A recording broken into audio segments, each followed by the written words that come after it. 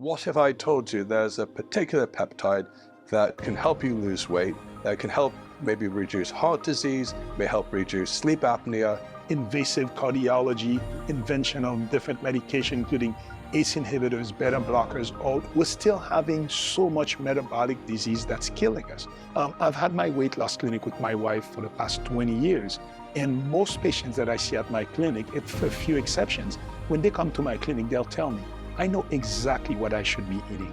I know what I'm supposed to do. I can't do it every day. We're going to talk about what this peptide is after this, so keep watching.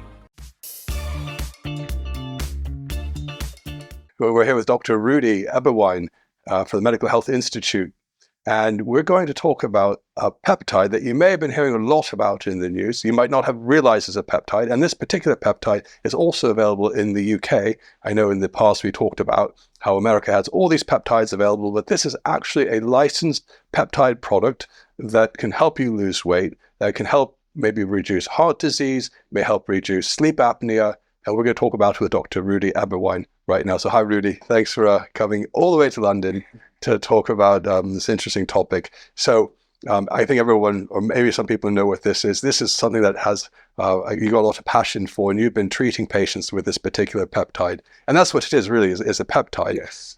Which is something natural to the body that you put in higher quantities, and it's used as a therapeutic. And one of the biggest, I think, stocks have increased through Eli Lilly, and I think some new companies like Roche are getting involved, and was Novo Nordisk is involved. And as everyone has guessed, these are the GLP-1 agonists. Yeah. So I love GLP-1 medications, and I think I'm one of the loudest advocates of GLP-1 medications. And I have a statement, and I'm going to say it here, and we can debate that. To me, GLP-1 receptor agonists have been the most important medical breakthrough since the invention of penicillin. It's quite a strong statement, yeah. And let me tell you why. What used to kill us back in the 1900s? Infectious disease. So the invention of an antibiotic was world-changing, right? What's killing us now? Metabolic disease. Number one is cardiovascular disease. Then you have cancer. Then you have Alzheimer's disease. Then you have diabetes and all the metabolic disease. That's what's killing us.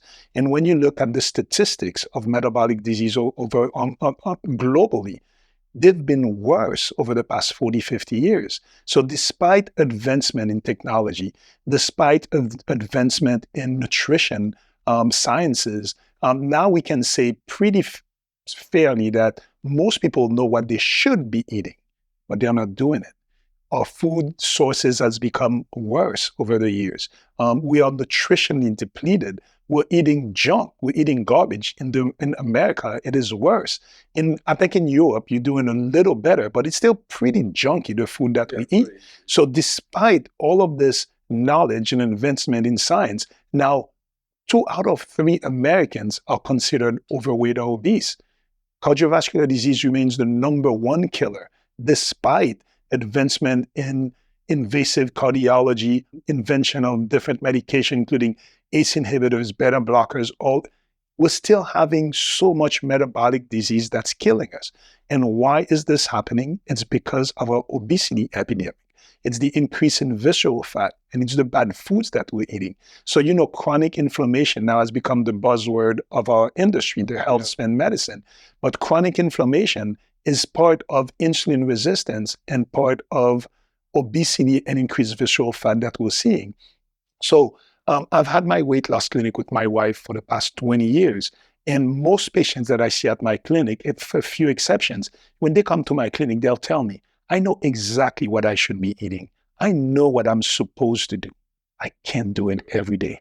So when it comes, food really is one of the worst addictive substances that we have, the food that we're eating nowadays. So it's one of the most difficult addictions to get rid of.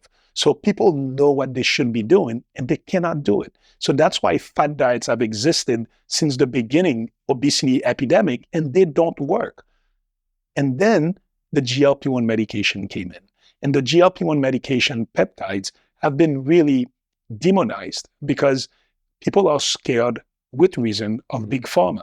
So they think that Wegovy, Ozempic, Mounjaro, Zepbound, they are medication done by big pharma. They're really peptides. And a lot of people think, Ozempic was FDA approved in 2017. So people are saying it's only been 7 years that we're using those medications. They're scared about what's going to happen in the future. Let me tell you, Mike, I've been using GLP-1 medication in my diabetic patients since 2005. In the beginning, we were using exenatide, and we were giving great results with our diabetic patients. Nobody at this time was coming and saying that there was any controversy with those medications. Then I started using liraglutide, dulaglutide in 2010, 2014. So we were using those medications, getting great results with our patients. It's only in 2017 when Ozempic, semaglutide became FDA approved, and I'm not sure what they did to the molecule, but it became so much more effective for weight loss. So other GLP-1s like liraglutide and dulaglutide, they were really good for diabetes, but barely had a 2 to 3% body weight loss. So they weren't great for weight loss. Semaglutide completely changed the landscape of GLP-1s, where they could induce 15 to 20% of body weight within a year. So, we've used semaglutide a lot. So that's when a lot of the controversy started. So, and that's where we go into, body weight. Is it also reducing too much muscle mass at the same time?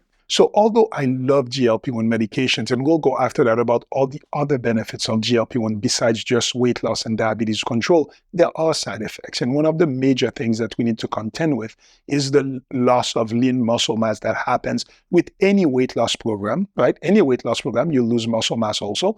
But we tend to see that GLP-1s, we tend to get maybe a little more lean muscle mass. And I think it's because they're so effective at losing weight loss. And when you look at aging, what is aging? So I've coined a term called the double whammy of aging. It is when you have muscle loss and increased body fat. That's what happens to us. After the age of 40, we start experiencing sarcopenia, and you start losing your muscle mass and you replace that body fat, especially visceral fat. So it is really a double whammy, a double negative, because now you have not only you losing your protective effect from the lean muscle mass, but now you increase body fat that secretes all those inflammatory cytokines and has all those effects of metabolic disease, including prediabetes, diabetes, cardiovascular disease, stroke, even dementia that we're now calling type 3 diabetes. So the double whammy of aging is what causes a lot of those chronic diseases. So when a patient starts experiencing this and we put them on a GLP-1, nothing has been as effective as GLP-1 medication. The new generation, starting with semaglutide and even better, Tirzepatide to help you lose weight. But yes, you have to think that you have to take in consideration the problem of losing lean muscle mass. But when you look at the studies that were done, you look at the semaglutide study, which is step 1 up to step 6. You look at the tirzepatide studies, the SURMOUNT trial. Then you look at all of those. Most of those patients, although it showed that there was significant improvement and reduction in cardiovascular disease, those patients, they were given no instructions on diet. They weren't pushed to exercise and build lean muscle mass. And despite this, those patients experience a 20% decrease in cardiovascular mortality. So patients, we see, my patients, I don't just tell them, take this medication, see you next year. I take in consideration lean muscle mass loss. So all of my patients who go into GLP-1 treatment, I tell them, first, you need to take adequate amounts of protein. It's about 1 gram up to 1.2, even 1.5 gram per kilogram of body weight, and ensure that patients take the right amount of protein. We utilize a lot amino acid, the essential amino acid, including leucine. So all of my patients taking GLP-1 take also the 8 essential amino acids. And we encourage our patients on GLP-1 medication to do resistance training, to lift weights. I tell them, for your cardio, I'm okay with you just walking, but make sure you lift weights. So if you take the right amount of protein, you lift weights, most of our patients do not experience the lean muscle. Well, theoretically, I think some of the arguments, if you go to the world of, I suppose, bodybuilding, when they prepare for a contest, there is a little bit of muscle loss when there's dieting down and you're in a calorie restriction. So that would make sense that even if you're on a GLP agonist and you have a calorie restriction, that you're going to lose some muscle mass. And the added benefit for our patients with TRT, they're on testosterone, and some of these stories about GLP-1 agonists killing the muscle mass, they say we don't have anything currently to prevent muscle mass loss. Well, actually we do. It would be testosterone treatment would help offset. So I'm going to tell you about my other phrase that I coined, a T-square stack. So it's when you combine testosterone with medication like the GLP-1, Tirzepatide specifically. I'm going to tell you, Tirzepatide is what I use mostly in my clinic because there is no question that Tirzepatide is a superior molecule than semaglutide. Okay, so tell me the semaglutide. I think this works on one endpoint was a GLP agonism, and that somehow subdues your brain from wanting you to eat more. Is that's the main function? Yeah. But tirzepatide's got that plus something else. Yes. So GLP-1, as you were saying, it's a hormone that we find naturally in our body, and it's called an incretin hormone, but it was also found to be in the brain. So all of the medication, the GLP-1 medication, when we think about it, from all I said, the exenatide, dulaglutide, liraglutide, and semaglutide, they're all GLP-1 agonists. And tirzepatide was the only one that became a dual receptor agonist. They targeted another incretin receptor called GIP receptor. So tirzepatide is the only one that targeted two receptors. I always say two is better than one, right? So, and they did head-to-head studies, tirzepatide versus semaglutide, and the weight loss was much better with tirzepatide and fewer side effects. So I've been using semaglutide in my practice since 2017. We had good results with it, but we were getting more side effects, especially GI side effects. I switched all of my patients from semaglutide to tirzepatide, and our patients get better weight loss, less side effects, tend to have fewer side effects, fewer GI side effects. So to me, tirzepatide has been a great advancement from that long line of GLP-1. And the future of metabolic medicine is bright because besides tirzepatide, which is the latest one, there's a lot in the pipeline coming up. So now I know there's companies developing GLP-1s that you'll be able to inject just once a month. There's another method of delivery method that's going to be once every 3 to 4 months. Then there's also tablets. Right now, semaglutide has a tablet form called, the brand name is Rybelsus. I haven't had great results with it, so I don't use it that much. But there's going to be more that are coming up. And we were talking before about myostatin and being able to affect the myostatin pathways. They will combine that with GLP-1. So the future of metabolic medicine is bright. And my problem with a lot of the detractors of GLP-1 is that just because you have some possible side effects, they're saying, oh no, this is not a good medication. Absolutely not. Let me go over the other benefits of GLP-1, right? So studies have shown semaglutide, Wegovy, GLP-1 receptor has now been FDA approved to protect you from cardiovascular disease because the SELECT trial that looked at almost 6,000 patients that they followed, and they showed that there was a 28% reduction in cardiovascular disease. And you know what was interesting in that study? The benefits of decreased cardiovascular risk happened within 3 to 6 months, 3 months of using the medication before significant weight loss happened, because they showed that patients taking GLP-1 medication had a 48% decrease in HSCRP, the C-reactive protein, decrease in IL-10 and TNF-beta. So the inflammatory cytokines decrease. So they saw that the decrease in cardiovascular disease didn't just happen because the person lost weight, but it was because of the decrease of the inflammatory cytokines. So now GLP-1s are indicated for prevention of cardiovascular disease. Number 2 is you have GLP-1 that protect from diabetic kidney disease. So they did another study where they showed that diabetes patients who are taking GLP-1 medication has less risk of developing progressive CKD and even ending up on dialysis. Because of this, one of the companies that does dialysis, their stocks dropped because they saw that more patients are going to utilize GLP-1s. There'll be fewer patients on hemodialysis. The latest study that came out is that it shows significant improvement in obstructive sleep apnea. And not just because you decrease your weight and you decrease the redundant muscle that you have in the neck, but it's going to eventually be a treatment for obstructive sleep apnea. Joint pain, arthritis, studies are really showing that a lot of the patients who experience decrease in joint pain, especially in the knees, it's not just because they lose weight, because they show decreased intra-articular inflammation. Now the biggest area of interest is being in what's happening in the brain on patients with GLP-1 medication. So they've seen that we thought before that GLP-1 receptors were only in the brain. There's a lot of GLP-1 receptors, well, only in the gut. Yes. There's a lot of GLP-1 receptors in the brain. So it shows decreased neuroinflammation. So they've seen anecdotal studies, and also in my studies, they've seen that decreased Alzheimer's disease, decreased Parkinson's disease. So the decreased neuroinflammation has been amazing with what we're seeing so far. And I'll get that with my patients all the time. They've shown also patients who are taking GLP-1 medication have lower scores of anxiety and depression. So, and when you think about it, it makes sense, right? Somebody who's trying to diet and trying to lose weight, they are preoccupied by food. They wake up in the morning, what am I going to have for breakfast? Oh my God, I should eat well today. I can't believe I ate that pizza yesterday. Oh, I want ice cream. That's all they're thinking about. And our patients will tell us that all the time, and it shows in studies also. It decreases the food noise, food chatter. So it decreases the addiction to food. It's such an empowering feeling for patients that they see that they have more control over their food. A lot of the patients that we see at our clinic are very high-level individuals, are really great at work, really good creative people. Everything's working well for them. And they'll tell me the only bad relationship they have is with food. They feel like food controls them. And when they get that empowered feeling, that food, they're able to control their craving.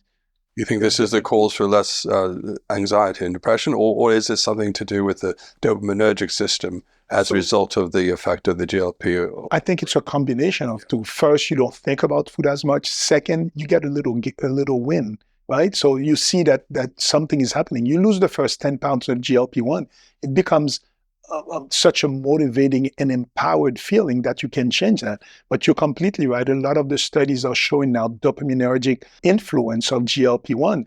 And you know, they are talking about an uncoupling of the dopamine to our mouth. So you're seeing patients even with alcohol use disorder. There's a lot of studies showing that people who take GLP-1 medications don't want to drink as much. So I think that's going to be the next FDA indication for alcohol use disorder. You know, is it working as like a weak MAOI inhibitor? Is it working as a dopamine agonist? That would be curious to know. So I read a really cool article saying that with GLP-1 receptor agonists, did we invent the next addiction medicine? Because they are saying anecdotally, people are vaping and smoking less. People are engaging in less risky behavior, less gambling. I've had patients tell me that sometimes when they take that, because it took away their pleasure of food, that they don't feel as good because the only thing they had in life was the pleasure for food. I'm like, that's a good thing. You should not, the only thing that you take pleasure in life is your food. Food should be fuel, not pleasure. I'm a foodie. I love food. But at the same time, we need to find a way to separate the amount of food and the type of foods that we consume for pleasure, that really food should be something that we consume the right amount of fuel to help our body function the best. Okay, interesting. Another thing also, I'm sorry, the recent report, they looked at almost 2 million people and they looked at all their medical data because the concern that they had is, does GLP-1 medication increase the risk of thyroid cancer? And it's still a black box warning on the GLP-1 medication. And it was specifically for one specific form of a very rare form of thyroid cancer called medullary thyroid carcinoma. So, and it was done at the European agency, EMA, I think it's called, the equivalent to the FDA, and they reviewed millions of records. First, they did not see an increased risk of thyroid cancer, and they've actually seen a decreased risk of 10 out of 13 cancers that are hormonally related, including pancreatic cancer, breast cancer, prostate cancer. Patients taking GLP-1 medications have a lower risk of 10 out of 13 types of cancer. Again, because you decrease those inflammatory cytokines, you decrease the visceral fat. So there's a lot of downstream benefits that we get with GLP-1. So I think for me, GLP-1s are the most important anti-aging peptides that we've ever invented. Of course, it's not all positive. There are patients who cannot tolerate it. Side effects, the GI side effects are not as good. But especially with Tirzepatide, the big majority of patients, and in our practice, we tend to microdose patients. I try not to go to the higher doses. And I tell all my patients, it's not the GLP-1s that's going to help you lose the weight. Your habits are going to help you, but the GLP-1s are going to make it easier for you to get there. And the goal is that at some point, you don't rely just on the medication, but it helps you change your habits. So a lot of my patients who used to be heavy drinkers, loving fried foods, big portions, after a year, 6 months of taking GLP-1s, their habits change. They stop drinking. They like to eat small portions now. And yes, once you stop it, you have a risk of regaining the weight and going back to your bad habits. Well, should you stop it? I mean, if we're talking about it as almost a hormone replacement, just like we do with HRT or TRT, would you even need to stop? That's the big question. And what I do with my patients, I give them a choice, right? I'm like, okay, let's put you on a medication because no matter what you've tried, you can't get there. So there's no questions that the GLP-1 medications don't work by themselves. The most important thing that we need to do is take care of the three fundamental lifestyles that really help you with weight loss, which is nutrition, exercise, and sleep. You need to master those three basic fundamentals. Make sure you eat well, you eat nutritious food, whole foods, make sure you move, you do some kind of resistance training, and make sure you sleep well. But a lot of people know this, but they can't get themselves. What does bad sleep do to your insulin resistance? No, sleep, there's a lot of studies showing that poor sleep increases insulin resistance, increases cortisol level, is associated with more cardiovascular disease, and that's how we recharge. So as humans, for me, the most important three things you can do before you even try any hormone replacement, whether it's testosterone, GLP-1, get better at nutrition, exercise, and sleep. The problem is so many people, they know they need to change their nutrition. They know they need to exercise, but they're stuck in a funk. They cannot lose weight. Every Monday, they start a new diet. By Wednesday, they're hungry, they're and they're like, okay, I'll restart next Monday. So what I see with those patients, I put them on GLP-1, and then they become completely different. So in my area, I'm known as the guy that can really change somebody that is completely non-compliant. The primary care doctors fired them from their clinic because they told them, I told you to eat less and exercise. You didn't do it. They come to me. I put them on a GLP-1. I give them the right support, the right environment, the right words to encourage them. And the GLP-1 now is allowed them to really have decreased food chatter and food noise that now they could change it. So it could take them 2 months, 3 months, 6 months to change it. But at some point, I see in my patients something clicks, that they become now really self-motivated people who are making better choices and go to the gym. And those are the same people, they go back to their appointment, they're like, what did you tell them to do this? Well, I gave them the right support and the right medication to be able to turn that switch off. That's what people don't understand. And a lot of patients will tell me this. When they'll take a GLP-1, it's not everybody, but a lot of them will say it's like a switch was turned on. I was no longer interested in food. Everything I knew I should be doing, I'm now able to do it. Interesting. It's powerful. It is powerful. So, I mean, I guess the detractors will again, they'll say, well, it's just the pharmaceutical companies trying to gain more money and keeping people hooked on a medication for life, or, when all the gains go away when you stop. And then I guess that's the uncertainty now, do you stay on it for life? And is there anything wrong with that? I guess we don't have enough data to know. Or well, we have enough data because I've had patients now on my GLP-1 medication for 20 years that started taking my diabetic patients who started taking medications. That's what a lot of people don't understand, even doctors. They don't realize GLP-1s have been in use since 2005. So we have 20 years of data. So it's not 2017 that semaglutide came on. Of course, tirzepatide now is affecting GIP. What's going to happen, we're not sure, but we see that the incretin pathways, which is GLP-1, GIP, and glucagon, that's the third incretin, that we know that those three, that pathway is going to be the most important pathway to affect metabolic medicine. And if you look at down the pipeline of GLP-1, the next one that's going to come in is called retatrutide. That's going to affect all three of those pathways. It's going to be a three receptor agonist medication. So I can't wait to see the comparison versus the two receptors. Is that the one by Roche that's coming out? I don't remember the company, but retatrutide, and apparently it's 20 to 25% of body weight that they're losing. So even better than tirzepatide, but I'm waiting for it. Right. So the next one also that's going to come in, because GIP, the second receptor that tirzepatide is affecting, we're not sure, because the next one is going to actually block GIP, and they're showing good results with it. So rather than agonize it, agonize it. So GIP is kind of we're not sure on GIP, is a wild child. GLP-1 has been proven for 20 years that long-term, now we have the long-term study that show decreased risk of cancer, decreased risk of Alzheimer's, dementia, decreased risk of Parkinson's disease. So yeah, the big question, do you need to stay on it for life? So what I see with my patients, so my diabetic patients, I tend to keep them for life. Because you know what? What kills diabetic patients is cardiovascular disease. And now we have the SELECT trial that showed us decreased cardiovascular disease. So my diabetics and pre-diabetics are patients with high risk of cardiovascular disease. Those should be on them longer term. For my patients who are mostly weight loss, my goal is always, let's put you on it as long as it takes you to get to your goal. Hopefully you change your habits. If I can take you off the medication and you stay with your good habits of better eatings and exercise, and you don't regain the weight, and you keep your visceral fat low, your lean muscle mass high, maybe you don't need to be on it long term. Of course, a lot of the studies, when you look at the studies now, they show that patients who came off the medication within a year regained 50% of their body weight, sometimes 70%. There's two ways I look at it. So let's say a patient took Tirzepatide or Semaglutide for a year, lost 60 pounds. Within a year, gained back 30. I'm like, you're still negative 30. So you're not back at 0.0.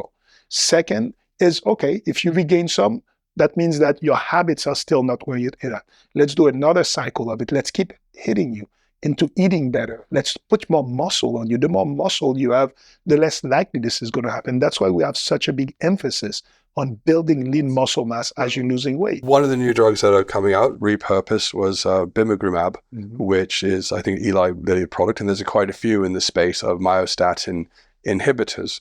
Basically, the thought is if you block myostatin, you'll increase muscle mass. And I know there's Brian Johnson that went down to Rotan in Honduras to get this semicircle, or he calls it genetic treatment, to basically block follistatin, which is supposed to then block myostatin. But that doesn't quite ring well with me, the fact that that's just kind of out there, right? We don't have full studies on follistatin, but we do know these drugs for inhibiting myostatin have been studied in muscular dystrophy type patients. The problem was, if you were to look at the endpoints, does it increase lean muscle mass, decrease body fat? The endpoint would be yes, we've nailed it. But the FDA required them to show that they can improve grip strength or walking distance. And many of these people are already in a wheelchair in the later stages of their disease, which were the muscular dystrophy. So now those companies are looking to repurpose these drugs that had shown safety and efficacy for increasing lean muscle mass and decreasing body fat, and they're going to use this along with the GLP-1 agonists. So that's really exciting. But wouldn't the better approach be, would you really need the GLP-1 agonist if you can increase lean muscle mass and decrease body fat just metabolically through these myostatin inhibitors? Definitely. And that's why for me, metabolic medicine has such a bright future, because we're looking at all those different pathways. We look at obesity and metabolism differently. So the double whammy of aging that happens, like I was saying, it's increase body fat, decrease lean muscle mass. Now we have something, GLP-1, to decrease body fat. We need something to increase lean muscle mass. For now, what's available for us?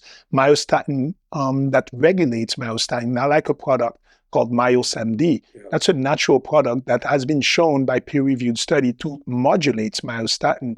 And I combine that with my patients who take GLP-1 medicine with, of course, the adequate amount of protein, making sure they take all the 8 essential amino acids and do resistance training. For now, that's all we have. But imagine we're going to be 3 years, 5 years from now. We will come up with something that we can combine with GLP-1s. By that time, the GLP-1s would have been finessed into even a better molecule. So here's what I say to detractors of this. I wish I never had to prescribe a GLP-1. I really wish. I wish everybody could go back to ancestral living and eat better and exercise and don't need any medication. It's not real world. Real world medicine is people, unfortunately, are stressed. They're addicted to food. They're addicted to easy dopamine hits. It's easy to go down that pathway. Who am I to judge somebody, to tell them, do it the natural way? Don't use that. Just eat less and exercise. Doctors tend to be very paternalistic and very demeaning to overweight patients. There is a fat stigma that happens. And I want to look at everybody who's suffering from weight issues. If you have a weight issue, don't let somebody shame you into not using those medications. Because you know what? Unfortunately, yes, it would be better if you didn't need to use it. But if you find yourself struggling with this, there are safe ways to help you get through it. So that shaming of not using those medications. That happens a lot. I call it tide shaming. I think it's this, yeah. I think it's It happens, and doctors, we are the worst at this. I ask all of my colleagues to exert a lot more compassion when they see a patient that's struggling with their weight, not to tell them, don't use this, just do it. Man up, pull yourself. Come on, it's a patronizing way of looking at metabolic medicine. Yeah, that's a really good point. And so, like you said, the detractors out there that are kind of diminishing the benefits of this. I think they're kind of missing the picture that these are useful tools to help people down the road. So, well, anyway, for everyone watching, Balance My Hormones and our pharmacy, the Hormonists have the GLP-1 Mounjaro and Semaglutide through the different forms. Wegovy, available for both metabolic disease as well if you have diabetes. And those are available because it's a form of hormone replacement in a way. So it kind of makes perfect sense to have these available, and you can check it out on our website, balancemyhormones.co.uk. If you're in the US, you've got Medical Health Institute, Dr. Rudy, and your own weight loss clinic as well. The New You. The New You. So check out the New You online. And everyone, if you have questions, if you've tried these weight loss products, which have been miraculous for many people losing weight, let us know in the comments what your thoughts are. I don't know, anything else to final words on this? Or? No, that's first, don't let people shame you. There's a lot of help. And yes, when you hear human stories of how GLP-1 changed people's lives, that's when you realize we're onto something amazing. If you found this video helpful, don't forget to watch our other videos on topics around HRT and TRT, and don't forget to subscribe to the channel. And until next time, stay in good health. This is Mike from Balance My Hormones.